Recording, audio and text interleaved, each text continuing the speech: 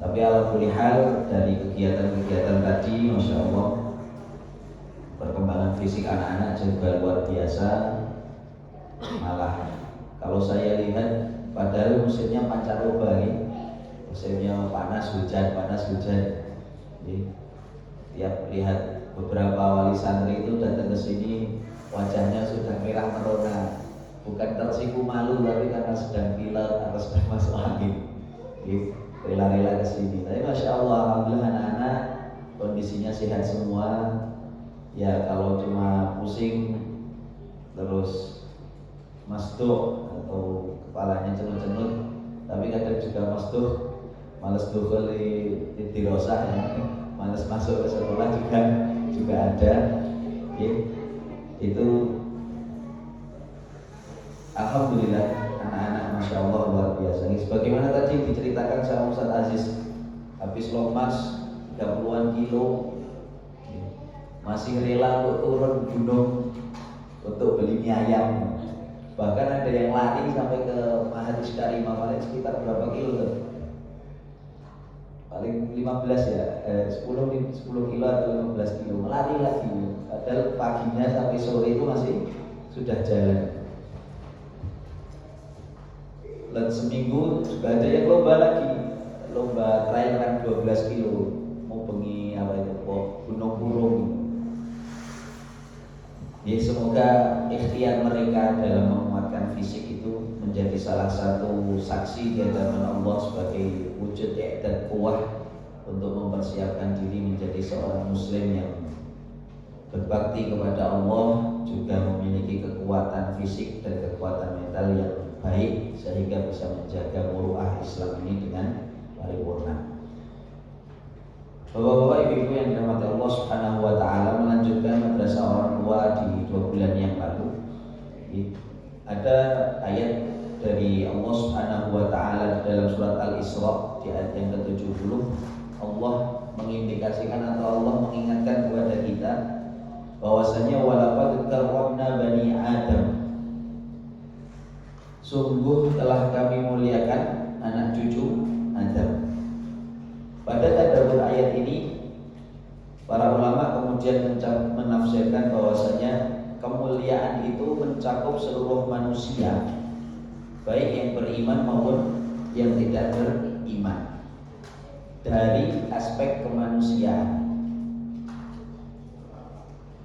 Pemuliaan ini kepada manusia dalam arti menjaga darah, harta, kehormatan dan hak-hak manusia ketika hidup di atas muka bumi ini. Sehingga Imam Qurtubi rahimahullah ta'ala dalam tafsirnya menyebutkan kemuliaan ini mencakup bentuk lahir dan batin, akal, fisik dan potensi untuk menerima petunjuk dari Allah Subhanahu wa taala, untuk menerima hidayah dari Allah Subhanahu wa taala. Maka dari ayat ini kita meyakini bahwasanya manusia itu seyogianya memang sudah mulia ketika Allah Subhanahu wa taala menciptakan kita. Yang membuat tidak mulia dan direndahkan itu karena perilaku dan perbuatan manusia itu sendiri. Allah itu sudah memberikan nas kepada manusia bahwasanya kita ini adalah makhluk yang mulia. Bahkan ketika sebelum menciptakan Nabi Adam saja, ikrarnya Allah adalah menjadikan khalifatun fil ardh, menjadikan pemimpin di atas muka bumi ini. Maka kodrat kemuliaan itu bahasa ringkesnya ya sudah melekat di DNA tubuh seorang manusia.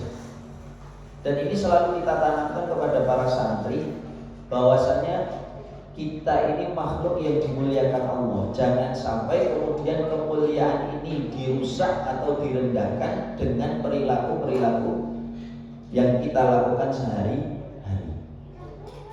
Agar kita paham, ketika kita ini sudah memuliakan diri kita dan kemudian kemuliaan itu juga berimbas baik kepada kehidupan kita sehari-hari, baik muamalah ataupun ibadah ataupun hal-hal yang berkaitan langsung dengan makhluk yang lain, mereka akan menjaga kemuliaan itu dengan cara yang baik sesuai dengan anjuran yang diajarkan oleh Rasulullah SAW.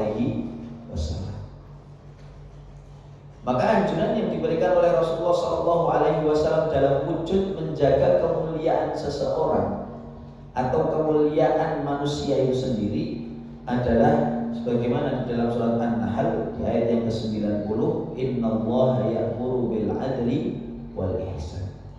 Bahwasanya Allah Subhanahu wa taala itu memerintahkan diri kita untuk terus berusaha meningkatkan atau terus berusaha mempertahankan keadilan dalam kehidupan kita dan perbuatan baik dalam kehidupan kita. Maka ihsan, Ibnu Katsir mengatakan mencakup seluruh kebaikan baik kepada manusia maupun selain manusia. Ini yang jadi permasalahan di pesantren. Hampir semua pesantren itu ada inventaris pondok. Di rumah pasti juga punya inventaris rumah. Tapi anak-anak di usia santri-santri belasan berarti umur 10 sampai 18 tahun. Itu kalau megang sesuatu itu kalau nggak rusak ambiar. Ini apa gitu? Ya, Cobi putra di jenengan itu yang sekarang itu kalau misalkan panjenengan paringi sepeda motor, ya sepeda motornya itu nggak nunggu lama untuk rusak, bani roda menceng atau mesinnya bobrok atau yang lain sebagainya. Padahal dalam ayat ini mencakup seluruh makhluk, bahkan yang diciptakan manusia itu sendiri. Dan sesungguhnya semua makhluk itu walaupun tidak bergerak seakan-akan juga punya perasaan. Logikanya jenengan kalau nyuci mobil, setelah nyuci mobil itu mobilnya terasa enak. Nyuci motor, setelah nyuci motor itu motornya terasa lebih nyaman daripada nek motor baru dan kena bledok kabeh, reget sedaya. Motor sekali itu dipakai atau enggak bakal nyaman. Ada suara yang kerucek-kerucek, ada suara kemerosak-kemerosak dan yang lain sebagainya. Tapi kalau habis dicuci bersih, apalagi disawon dipoles sampai kinclong seperti baru lagi, kita pakai itu lebih nyaman. Karena ternyata ketika kita memuliakan segala sesuatu, apapun itu, ternyata disitulah wujud keadilan dan kebaikan yang Allah Subhanahu wa taala perintahkan di dalam surat An-Nahl ayat 90 tadi. Maka yang harus kita pahami pertama kali, manusia sudah ditakdirkan untuk mulia. Dan Allah memerintahkan kita untuk kemuliaan itu dijaga dengan bentuk hidayah atau dengan bentuk petunjuk dalam Al-Quran dan sunnah-sunnah Rasulullah SAW.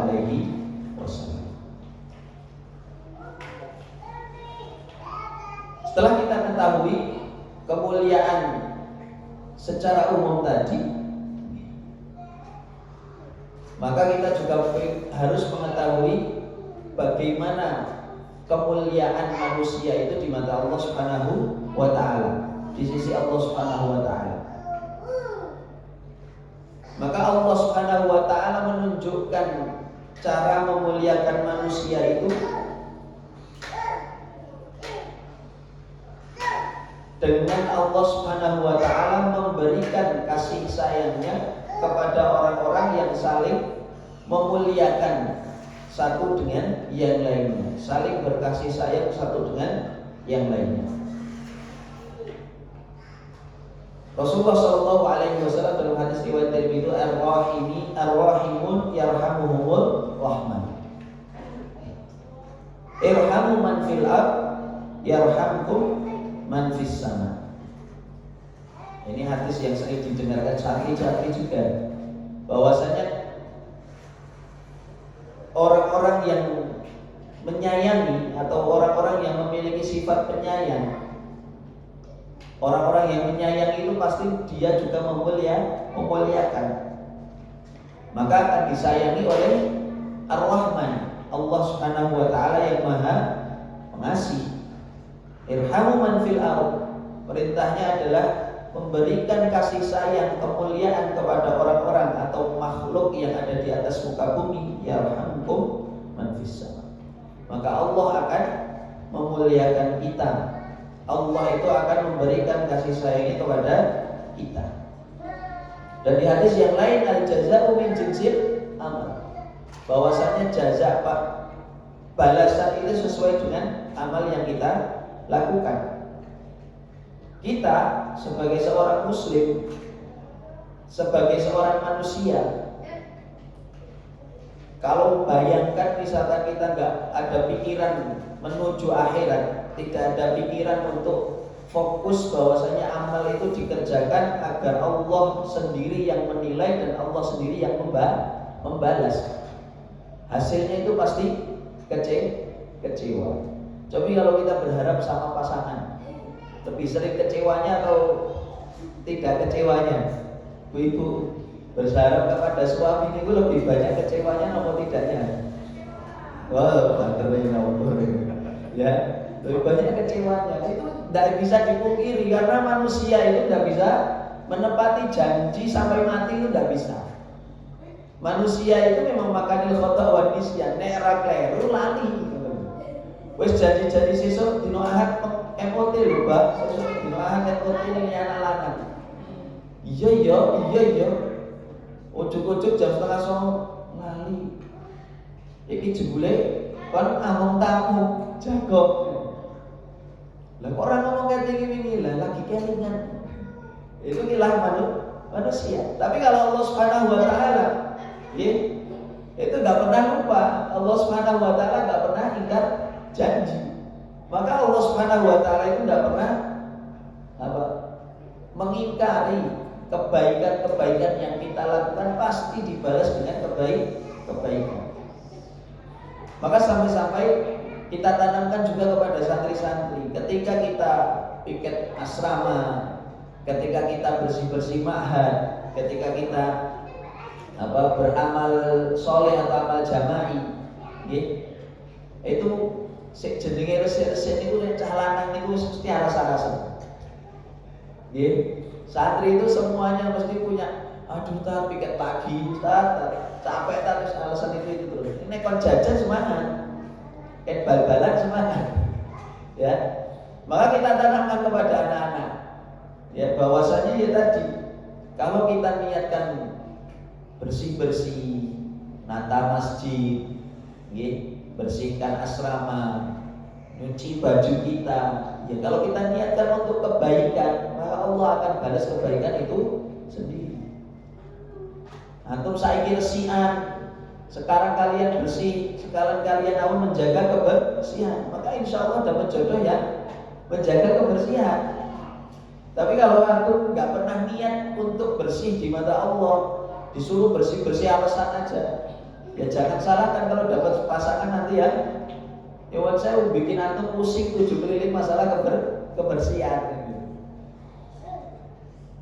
Ya, mungkin kalimatnya simpel, sederhana untuk anak-anak.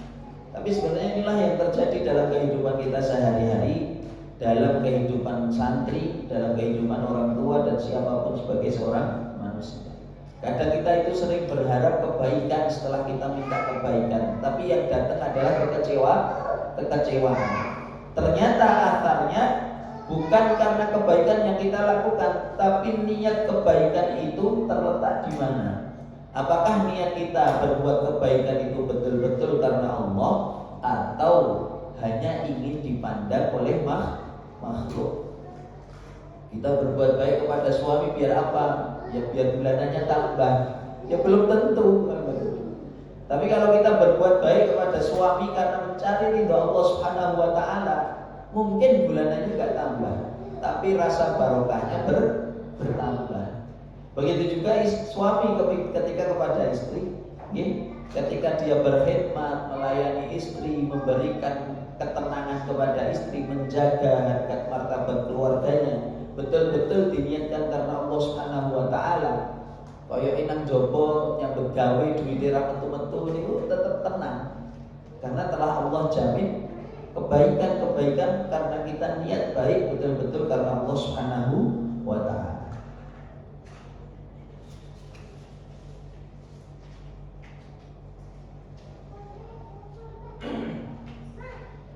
Dan ketika kebaikan itu kita ejawantahkan kepada seluruh makhluk, kepada manusia, kepada hewan, kepada tanaman, pohon-pohonan dan yang lain sebagainya. Dalam hadis riwayat Bukhari disebutkan pada setiap makhluk yang bernyawa terdapat pahala, atau dalam arti ketika diperlakukan dalam kebaikan, makhluk-makhluk tadi itu mengalirkan pahala untuk kita. Fikul likabidin rodbati aja. Bahwasanya setiap kebaikan yang kita lakukan kepada seluruh makhluk itu mengalirkan pahala kepada kita semuanya. Maka Imam Nawawi rahimahullah taala mengatakan bahwasanya hadis-hadis tentang rahmat ini mencakup seluruh makhluk dan ini adalah manhaj Islam yang agung. Maka hadis yang paling populer dari Rasulullah itu kan innama bu'itsu liutammima makarimal akhlak, untuk menyempurnakan sifat manusia yang sesungguhnya, yaitu mereka diciptakan oleh Allah sebagai makhluk yang mulia dan menebarkan kemuliaan kepada makhluk yang lain. Imam Hasan Al-Basri rahimahullah ta'ala mengatakan ihsan atau ahsin ila ma dunak yakun man fawqaka muhsinan ilaik. Ketika kita berbuat baik, kalau dalam kalimat ini kan fi'il amr, maka berbuat baiklah kepada yang di bawahmu, maka niscaya yang di atasmu akan berbuat baik kepada. Dan di Ihya Ulumuddin Imam Ghazali mengatakan kesempurnaan akhlak seorang hamba tampak pada kelembutan dan kasih sayangnya kepada makhluk. Karena wujud kasih sayang seorang manusia atau seorang hamba kepada makhluk yang lain itu merupakan pantulan rahmat Allah di dalam hatinya. Maka bisa kita lihat kalau kita ini sedang jauh daripada Allah Subhanahu wa taala, bawaan ini emosi, bawaan itu lebih mudah marah. Tapi ketika kita dalam posisi imannya tinggi, dekat sama Allah, sedang taat-taatnya, bawaannya itu santai, bahasanya selu, bahasanya selu. Mau urusan ribet apapun itu dibawa ringan. Tapi kalau kita jauh sama Allah Subhanahu wa taala, kita jauh daripada Allah Subhanahu wa taala, masalah sepele bisa jadi masalah yang luar biasa. Maka tidak perlu banyak-banyak pada kesempatan pagi hari ini, karena insya Allah setelah ini juga masih ada pengumuman terkait perlombaan yang diadakan di Mahat Wahatul Quran. Ada lomba tahfidz, lomba cerdas cermat, terus lomba adzan, lomba pidato. Kalau yang terakhir itu juara umumnya kelas berapa? Kelas 4 ya. Kelas 4 yang paling banyak juaranya. Ini turun satu langkah, kelas 3 yang jadi juara umum insyaallah. Angkatannya Mas Wais. Ya alhamdulillah yang nyabet juara paling banyak. Maka semoga nanti angkatan 3 juga merasakan, angkatan 4 juga merasakan. Maka jamaah yang dirahmati Allah Subhanahu wa taala, inilah akhlak yang harus kita tanamkan dalam diri kita sebagai manusia yang telah Allah Subhanahu wa taala muliakan. Kita sebagai seorang orang tua mendidik anak paling baik itu yang memunculkan akhlak yang terbaik di hadapan anak-anak kita. Memuliakan anak dengan cara yang ma'ruf, memuliakan anak-anak kita dengan cara yang baik, tidak berlebihan, tidak juga kurang. Pas atau istilahnya sesuai dengan porsinya. Maka sering kita ingatkan, memberikan handphone kepada anak di rumah yang belum paham tujuan handphone itu diciptakan, ya sama aja bukan memberikan kemuliaan, tapi malah mendorong pada hal-hal yang menjatuhkan kemuliaan seorang muslim itu sendiri.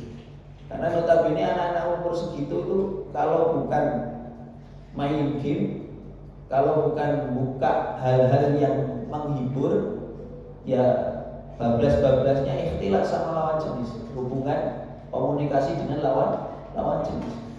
Parahnya lagi kalau sampai nonton hal-hal yang tidak diperbolehkan, dan itu merusak. Dan ketika nanti di yaumul akhirah ditanya sama Allah, kok nglakoni kaya ngoten apa? Lah difasilitasi sama bapak ibu saya. Nah, kira-kira nyeret orang tuanya ke yang memberatkan urusan akhirat apa boten? Ya, maka salah satu ikhtiar kita melarang orang tua memberikan handphone kepada putra-putranya santri-santri wahid Al-Quran. Salah satunya agar hisab kita di akhirat itu lebih ringan. Ya. Karena memang belum waktunya. Nanti kalau sudah waktunya berarti apa? Sudah punya penghasilan sendiri, sudah bisa membedakan yang baik dan yang buruk. Ya. Mereka mau tumbas dhewe iPhone 29. Sekarang iPhone berapa? 17. Berapa 10 tahun lagi kan sudah dekat sama iPhone 29. Ya. Mau beli itu monggo, pakai uang dia sendiri. Dia juga sudah bertanggung jawab terhadap hartanya, sudah paham mana yang baik dikerjakan, mana yang buruk dikerjakan. Tapi kalau sekarang panjenengan kasih fasilitas seperti itu, ya akhirnya bukan fokus pada hal-hal yang baik, tapi malah kemudian cari kebaikan-kebaikan yang semu. Kayaknya baik tapi ternyata tidak. Maka kasih sayang yang benar, kasih sayang yang sesuai porsinya itulah yang akan memberikan kebaikan kepada kita, keluarga kita, dan anak-anak kita. Barakallahu fikum, ja'alani wa iyyakum minal hafidhil Qur'anil azim wal faizin wa ahlil jannah firdaus, amin ya rabbal alamin. Barakallahu fikum, jazakumullahu khairan katsiran. Assalamualaikum warahmatullahi wabarakatuh.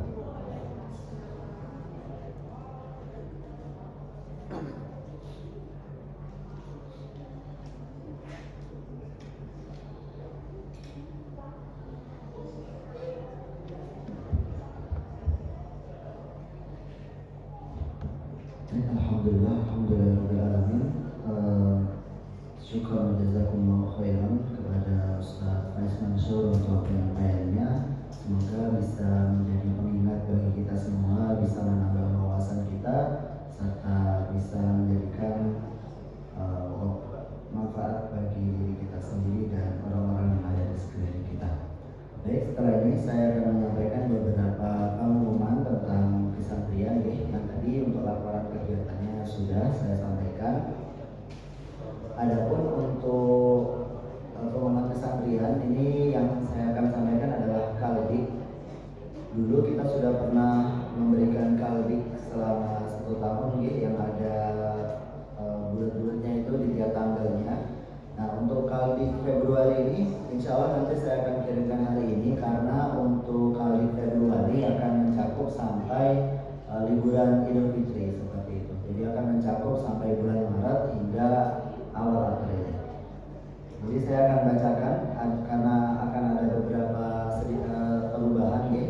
Kalau kemarin di Februari kita ada beberapa hal yang mungkin tidak ada atau yang ada, kita akan beberapa kita pindah. Yang pertama insya Allah nanti di tanggal 6 Jumat pertama seperti biasa kita akan adakan renang bersama anak-anak nih di Umbul Pelem biasanya. Kemudian di tanggal 15 Februari nanti akan ada penjemukan seperti biasa di Ahad pekan ketiga, karena ini masih Ahad pekan pertama dan ternyata masih ada Ahad pekan ketiga sebelum puasa seperti itu. sehingga nanti akan ada kesempatan untuk memenuhi perbekalan puasa, baik itu kebutuhan bulanan atau kebutuhan konsumsi anak-anak di tanggal 15 Februari.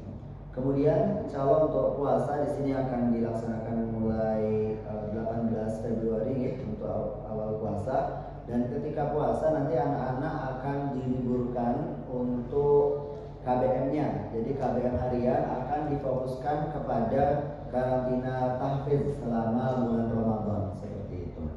Kemudian insya Allah di bulan Ramadan ini akan ada Lailatul Mujahadah yang akan diadakan 2 kali. Yang pertama di tanggal 5 Maret, yakni Lailatul Mujahadah ini bagi para wali santri yang baru bergabung di Mahadul Quran, yakni Qiyamul Lail sebanyak 5 juz. Jadi dalam satu malam kita akan mengadakan Qiyamul Lail sebanyak 5 juz dan diadakan pada tanggal 5 Maret atau 17 Ramadan dan juga tanggal 9 Maret atau 20 Ramadan, seperti itu.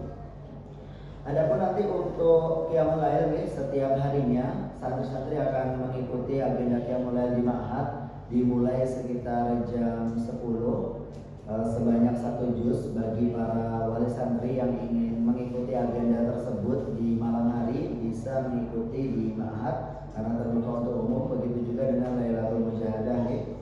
Adapun untuk perpulangan atau untuk liburan Ramadan Idul Fitri bagi kelas 1, 2 dan juga 4 akan dimulai setelah Lailatul Mujahadah kedua, yaitu pada tanggal 10 Maret. Jadi malamnya Lailatul Mujahadah, paginya sudah diperbolehkan untuk liburan atau kembali ke rumahnya masing-masing sampai tanggal 4 April nanti.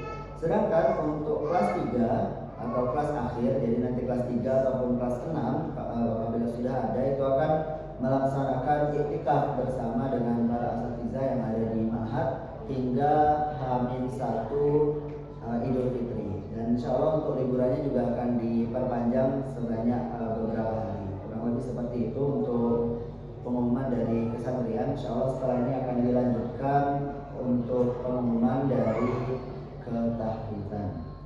Mungkin ini saja dari bidang kesantrian saya cukupkan. Syukran jazakumullahu khairan. Dari bidang ketahfidzan mungkin sudah hadir.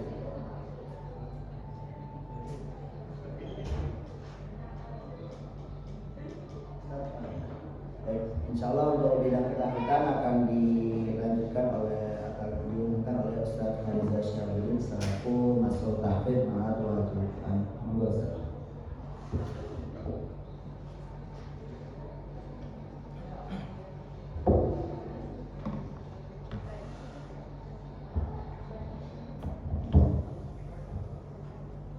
Bismillahirrahmanirrahim. Assalamualaikum warahmatullahi wabarakatuh. Alhamdulillah wa syukurillah ala ni'amillah la hawla wa la quwwata illa billah. Asyhadu an la ilaha illallah wahdahu la syarika lah wa asyhadu anna Muhammadan 'abduhu wa rasuluhu la nabiyya wa la rasula ba'dah.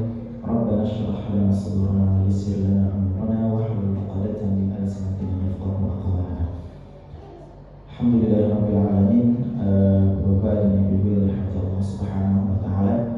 Alhamdulillah, ini MOT pertama kita nih di semester 2 ini. Dan alhamdulillah untuk semester ini terkait ketahfidzan akan ada beberapa hal yang ingin kami sampaikan.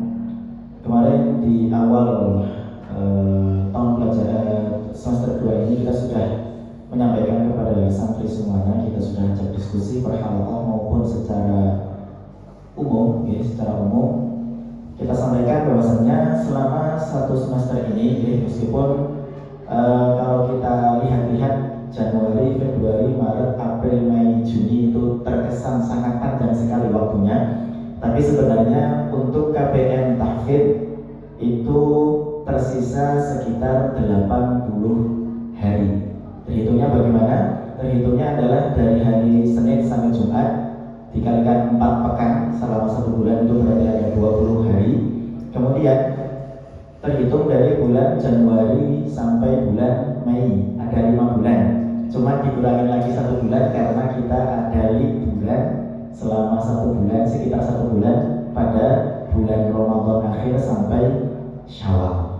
Maka sehingga tersisa sekitar 80 hari aktif untuk santri mengejar target selama tahun ajaran 2025 dan 2026. Tapi kami tekankan sekali lagi, untuk santriwah Al-Quran target memang ada, tapi dari kami sendiri selain memacu mereka untuk mengejar target, tapi kita juga menyadarkan bahwasanya dalam tahfidz Al Quran yang kita andalkan bukan kuantitas, yang kita utamakan bukan banyaknya hafalan santri, tapi bagaimana kemudian kualitas dari hafalan mereka.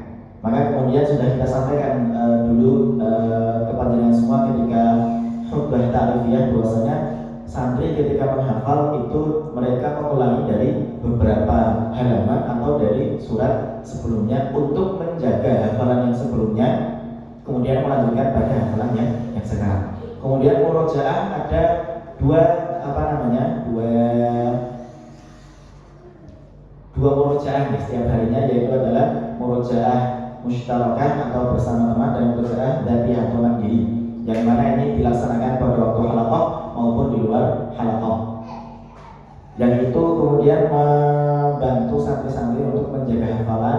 Juga murojaahnya ini akan kita pantau dari mutabaah setiap harinya dan juga dari ujian setiap pekan, yaitu di akhir pekan di hari Sabtu. Maka dalam 1 minggu itu KBM Tahfidz dari hari Senin sampai Jumat, Sabtunya itu untuk halaqah ujian, seperti itu.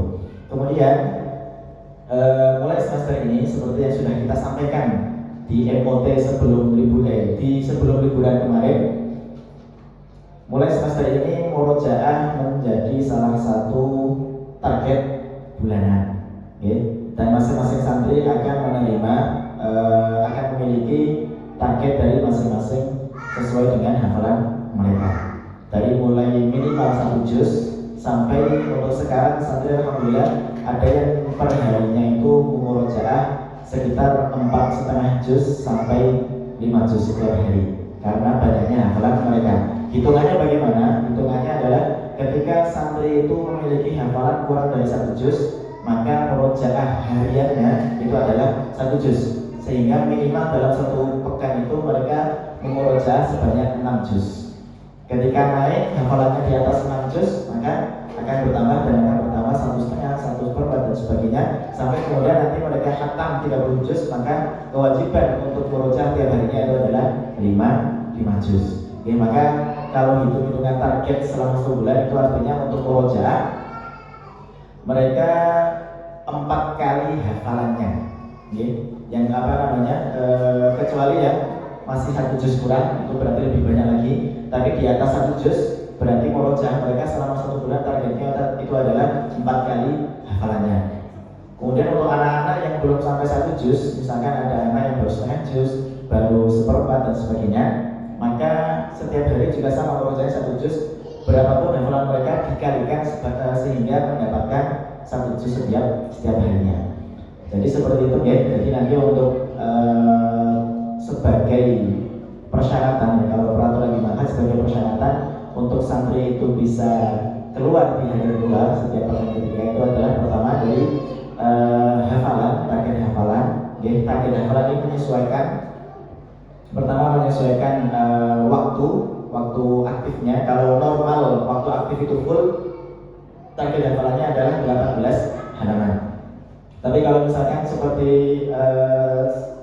tahun ajaran semester baru ini, karena kemarin kita masuknya lebih awal dan berada di pertengahan Januari, yang awal itu kita sambung dengan Februari ini, untuk bulan ini targetnya adalah 20 halaman. Kemudian nanti juga ada target minimal untuk murojaah sebanyak 4 kali hafalan yang mereka miliki. Misalkan ada santri yang memiliki hafalan 6 juz, berarti selama 1 bulan target murojaah mereka harus selesai sebanyak 24 juz minimal. Itu yang paling minimalnya 24 juz. Artinya dalam sepekan itu hafalan mereka harus terputar, harus mereka baca semuanya. Seperti itu. itu menjadi muhawalah untuk menjadi usaha bagi kita bagaimana menjaga kualitas dari hafalan santri. Jadi meskipun ada beberapa konsekuensi ketika santri itu tidak mencapai, misalkan ada santri yang tidak selesai ujian imtihan pekanan, itu akan kami stop di hafalannya. Ada beberapa santri yang kemudian sudah beberapa juz tapi ternyata ada problem di hafalannya, maka kita akan stop hafalannya, kemudian mereka akan kita fokuskan untuk murojaah. Ya seperti itu. Jadi kita nggak pengen santri itu banyak hafalannya tapi tidak berkualitas. Jadi kita pengennya tepat santri itu meskipun sedikit tapi lancar, meskipun tujuan kita banyak dan tetap lancar seperti itu. Jadi nanti Bapak Ibu sekalian, untuk tahfidz pada semester ini dan selanjutnya insya Allah seperti itu, meskipun juga nanti tetap ada evaluasi dan sebagainya. Untuk sementara seperti itu, dan insya Allah untuk semester ini karena waktu KBM tahfidz itu tersisa 80 hari, tapi nanti insya Allah ada waktu yang lebih longgar, yaitu adalah di waktu bulan Ramadan. Di bulan Ramadan kami akan meliburkan sekolahnya, jadi tidak ada daras, tidak ada jam sekolah santri, tapi selama liburan, selama Ramadan full itu santri akan uzlah atau karantina Al-Quran. Jadi dari pagi, duha, siang, sore, dan malamnya mereka akan terus dengan Quran. Harapannya untuk membantu mereka yang mungkin masih kurang dari target untuk mengejar target pada waktu itu, atau mungkin di santri yang ingin memperbanyak lagi hafalannya atau memperlancar lagi hafalannya. Insya Allah nanti kita mulai pada tanggal 18 Februari sampai tanggal 8 Maret. Insya Allah tadi sudah disampaikan oleh Ustaz Aziz selaku kesantrian, untuk liburan santri itu mulai tanggal 10 sampai tanggal enggak tahu. Nanti balik baru sampai tanggal 5 April.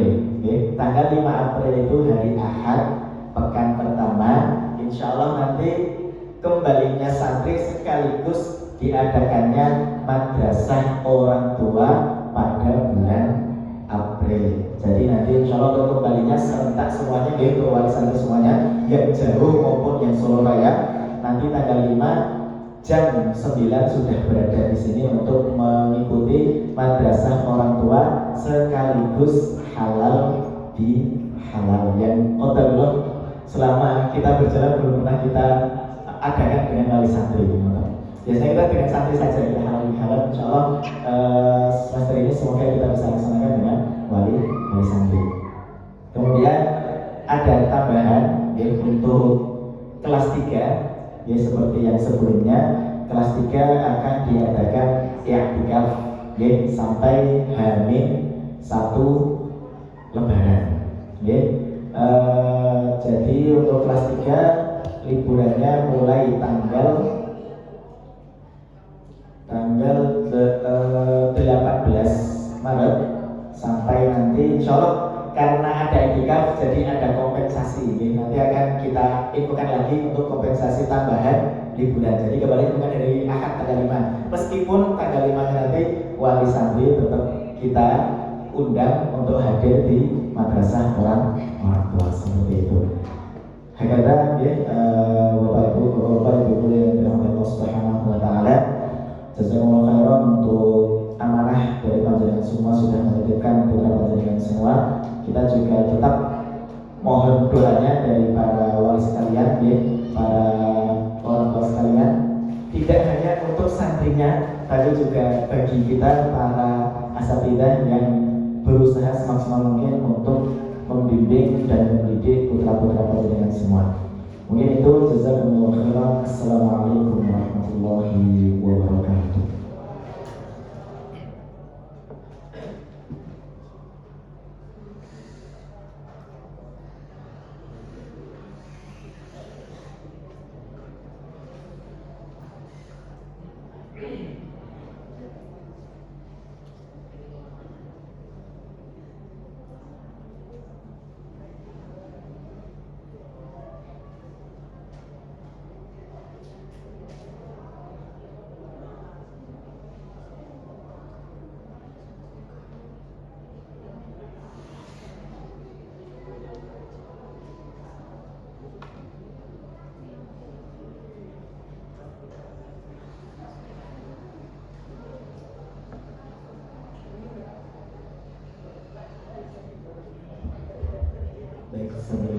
kita tutup, insya Allah akan ada pembagian hadiah untuk lomba Hizbul Quran atau musabaqah Hizbul Quran yang diadakan di ma'had kita, yakni Wadul Quran, dengan cabang 10 juz dan juga cabang 5 juz. Yang mana untuk cabang 10 juz ini ada 2 orang yang mendapatkan juara 1 dan juga juara 2, yang mana juara 1 diraih oleh Afina Alwa Qatrun Nada. Kepada saudara kita ya, Afina Alwa Qatrun Nada bisa maju ke depan. Kemudian untuk juara 2 diraih oleh Hisham Abdillah. Yang kepada saudara kita Hisham Abdillah bisa langsung maju ke depan. Dan untuk cabang 10 juz nanti akan diberikan oleh Ustaz Fariza. Dan langsung saja ya.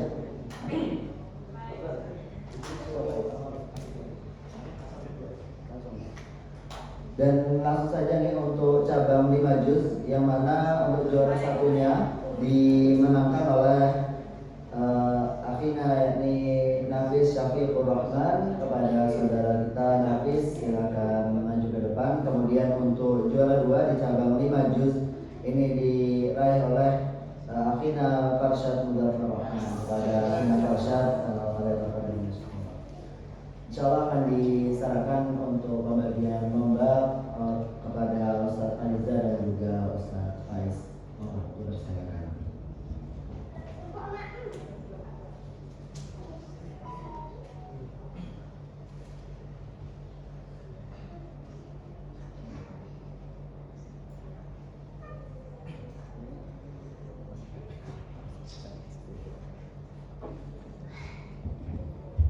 Ini sambil menunggu hadiahnya OTW. Alhamdulillah untuk MHP ini insya Allah setiap tahun akan kita laksanakan musabaqah hifdzul Qurannya. Untuk sekarang kita mengadakan di cabang 10 dan cabang 5 juz. Harapannya ke depannya MHP di Wahatul Quran akan sampai pada cabang 30 juz untuk seluruh santri. Ya, mungkin ada beberapa cabang 10, 15, 30 dan 5 juz seperti itu. Kemudian untuk timeline-nya, untuk dari kita insya Allah akan kita laksanakan terus setiap setelah liburan semester 1 ya. Jadi untuk santri yang sedang mempersiapkan yaitu selain berjuang dengan hafalannya, berjuang dengan murojaahnya, juga berjuang ketika liburan di rumah. Karena ketika lomba kemarin itu banyak dari kandidat atau santri yang mengikuti itu lancar ketika ujian. Ujiannya lancar Masya Allah.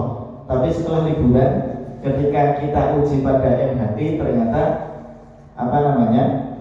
beberapa hilang saat liburan. Seperti itu. Maka ini menjadi pemicu bagi para santri semuanya juga, nanti setiap liburan jangan sampai ditinggalkan murojaah hafalannya. Barakallahu fikum.